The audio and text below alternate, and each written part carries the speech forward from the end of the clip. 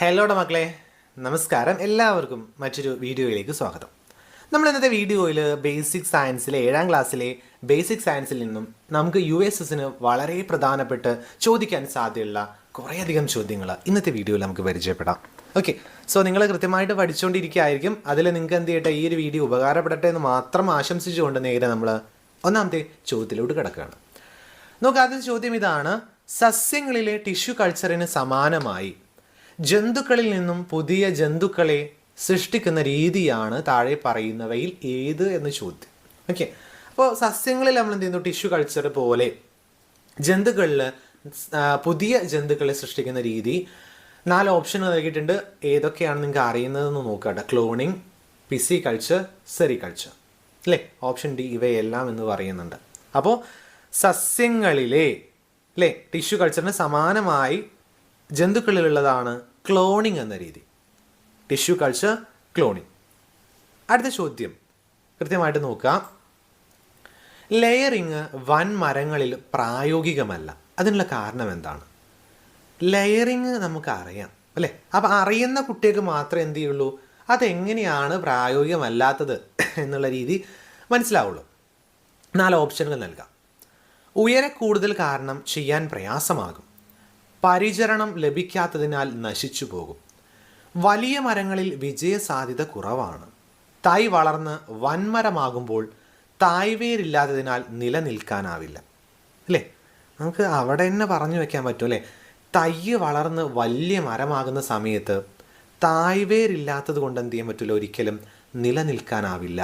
അല്ലേ? നമ്മളത് ലെയറിങ് ചെയ്യുന്ന സമയത്ത് തന്നെ നമ്മൾ എന്തൊക്കെയാണ് ചെയ്യുക നമുക്കറിയാം. എങ്ങനെയാണ് വേരിൻ്റെ ഘടന, വേരെങ്ങനെയാണ് ഉണ്ടാവുന്നതെന്നൊക്കെ നമുക്കറിയാം, അല്ലേ? അപ്പോൾ അവിടെ എന്തില്ല, താഴ്വേരില്ല. അപ്പോൾ വലിയ മരങ്ങളിൽ എന്ത് ചെയ്യാൻ പറ്റില്ല, നമുക്ക് ഒരിക്കലും പ്രായോഗികമല്ല. റെഡിയാണല്ലോ? ഓക്കെ, അടുത്ത ചോദ്യം: റൂട്ട് സ്റ്റോക്ക് ആവശ്യമായി വരുന്ന കൃഷി രീതി ഏതാണ്? റൂട്ട് സ്റ്റോക്ക്, സയൻ, 2 പേരുകൾ പഠിച്ചിട്ടുണ്ട്, അല്ലേ?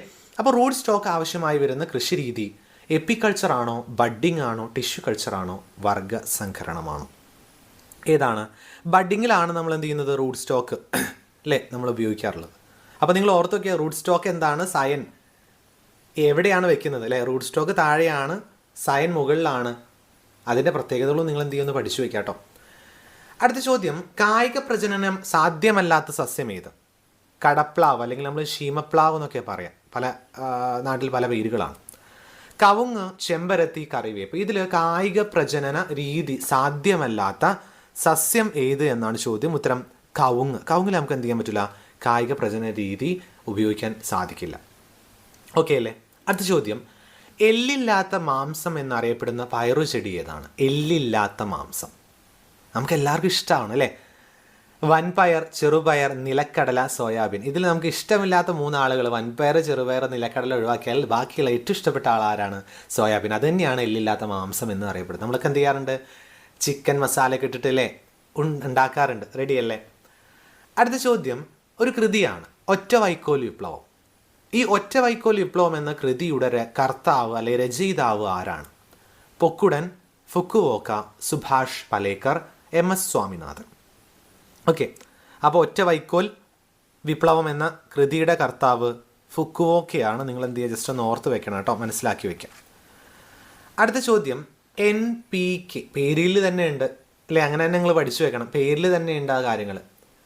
NPK വളങ്ങളിൽ അടങ്ങിയ മൂലകങ്ങൾ ഏതൊക്കെയാണ്? മാറിപ്പോവരുത് കേട്ടോ. NPK: nitrogen, phosphorus, potassium.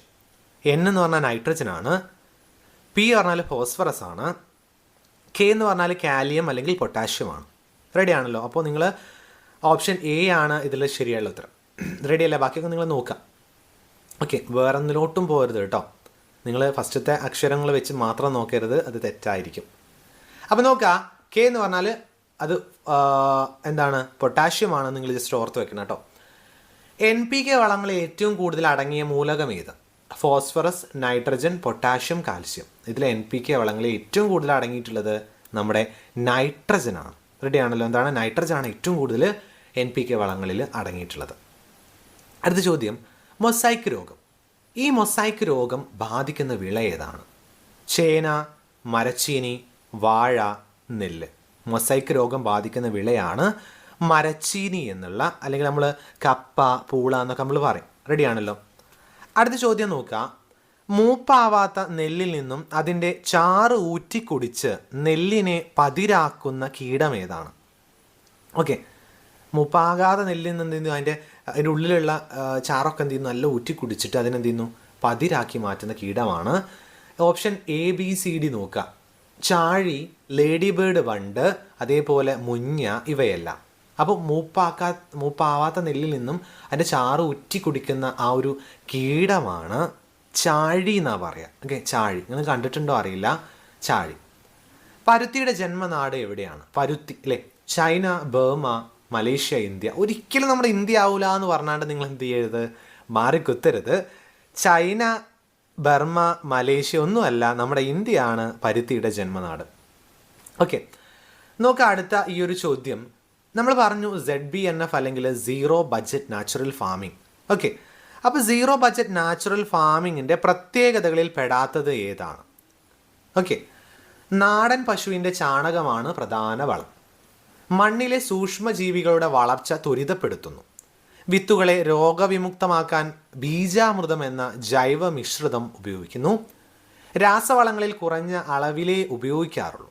Okay, അപ്പോൾ രാസവളങ്ങൾ കുറഞ്ഞ അളവിലാണ് ഉപയോഗിക്കാറുള്ളത്. നിങ്ങൾ എന്ത് ചെയ്യുക, ജസ്റ്റ് ഒന്ന് മനസ്സിലാക്കി വെക്കാം അല്ലേ. എന്താണ് പ്രത്യേകതയിൽ പെടാത്തത്? രാസവളങ്ങൾ കുറഞ്ഞ അളവിലേ ഉപയോഗിക്കുകയുള്ളൂ എന്നാണ് ഇവിടെ ZBNFൻ്റെ പ്രത്യേകതകളിൽ പെടാത്തത്. റെഡിയാണല്ലോ. അടുത്ത ചോദ്യത്തിലോട്ട് പോകാലോ. നോക്കാം. ജലത്തിൻ്റെ നീരൊഴുക്ക് പരിഗണിച്ച് കൃഷി ചെയ്യുന്ന രീതി ഏതാണ്? വിളപര്യയം, പൂനം കൃഷി, കോണ്ടൂർ കൃഷി, ഇടവിള കൃഷി. ജലത്തിൻ്റെ നീരൊഴുക്ക് പരിഗണിച്ച് കൃഷി ചെയ്യുന്ന രീതിക്ക് പറയുന്ന പേര് ആണ് കോണ്ടൂർ കൃഷി. ഇതിൻ്റെ ചിത്രം കാണാൻ നല്ല മനോഹരമാണ് കേട്ടോ. ഓക്കെ, അപ്പോൾ കോണ്ടൂർ കൃഷി നിങ്ങൾ എന്ത് ചെയ്യുക, ജസ്റ്റ് ഒന്ന് കൃത്യമായിട്ട് ഓർത്ത് വെച്ച് പോകണം. അടുത്ത ചോദ്യത്തിലോട്ട് കടന്നാലോ. ജീവാണു വളങ്ങളിൽ പെടാത്തത് ഏതാണ്? 4 ഓപ്ഷൻ നൽകിയിട്ടുണ്ട്. Acetobacter, trichoderma, azospirillum, mycorrhiza. ഇതിൽ ജീവാണു വളങ്ങളിൽ പെടാത്തതാണ്, ഓർത്ത് വയ്ക്കുക, ട്രൈക്കോഡെർമ.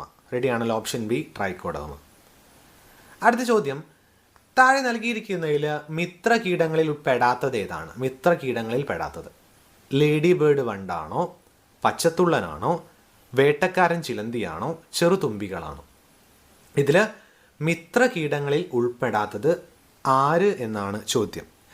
സഹായകരമായിട്ട് നിൽക്കുന്ന കീടങ്ങളാണെന്ത്? മിത്രകീടങ്ങൾ എന്ന് പറഞ്ഞാൽ.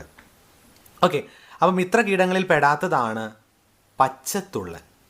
ഓർത്ത് വയ്ക്കുക, എന്താണ് പച്ചത്തുള്ളൻ. അടുത്ത ചോദ്യം നോക്കുക. ജൈവ കീട നിയന്ത്രണത്തിന് ഉപയോഗിക്കുന്ന സൂക്ഷ്മജീവി ഏതാണ്?